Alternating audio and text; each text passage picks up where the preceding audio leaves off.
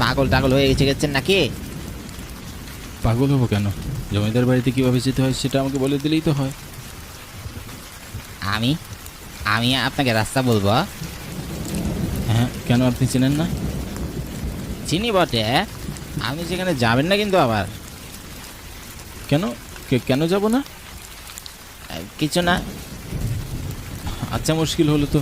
জমিদার বাড়ি যাওয়ার রাস্তাটা কোন দিকে সেটা বলুন না মশাই, বললে কি হয়? সোজা গিয়ে বাদিয়ে গেলে একটা পুকুর পড়বে। পুকুর পেরিয়ে কিছুক্ষণ হাঁটলে এই জঙ্গলের ওপারেই জমিদার বাড়ি। আমাকে আর কিচ্ছু জিজ্ঞাসা করবেন না বাপু, আমি আর বলতে পারবো না।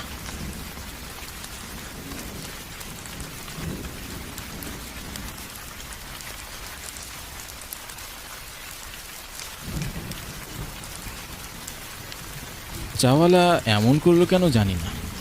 ওখানে থাকা বাকিরাও ভয়ে কুকড়ে গেল, বুঝতে পারছি না। যাকে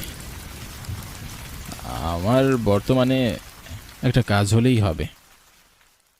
চারপাশে বৃষ্টি থেমে গেছে, বেশ খানিকক্ষণ হয়ে গেল, কিন্তু তবু তার রেশ যেন এখনো পুরোপুরি থামেনি। রাস্তাটা বেশ পিচ্ছিল হয়ে আছে, জঙ্গল পেরোলেই বোধ হয় জমিদার বাড়ি পাওয়া যাবে। আমি হাঁটার গতি দ্রুত বাড়ালাম। যে করেই হোক যত তাড়াতাড়ি সম্ভব আমাকে জমিদার বাড়িতে পৌঁছাতেই হবে।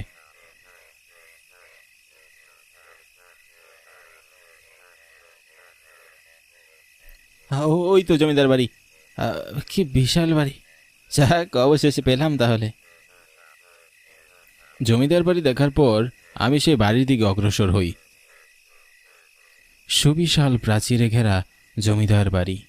যদি এই বাড়িতেই একখানা কাজ ভাগিয়ে নিতে পারি তবে আমাকে আর কে পায়। মনের ভিতরে সেই আশা নিয়ে এগিয়ে চললাম বাড়ির দিকে। বাড়ি দেখেই মনে হচ্ছে বেশ পুরনো। শুনেছিলাম বহু বছরের পুরনো এই বাড়ি, তবে এতটা পুরনো সেটা ভাবিনি। বাড়িটিকে দেখেই গাটা কেমন ছমছম করছিল, কিন্তু অগত্যা এখানেই আমাকে যেতে হবে।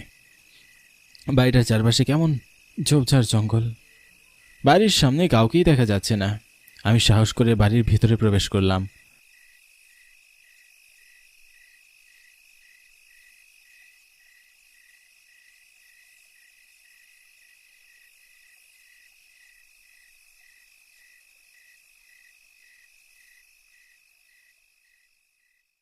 বাইরে থেকে বাড়িটা যতটা ভয়ানক দেখতে, ভেতর থেকে ততটাই সুন্দর। বাইরে থেকে দেখে কেউ কল্পনাও করতে পারবে না বাড়ির ভিতর এত সুন্দর কি করে হতে পারে। চারপাশে কাউকে না পেয়ে আমি এবার হাঁকডাক শুরু করলাম।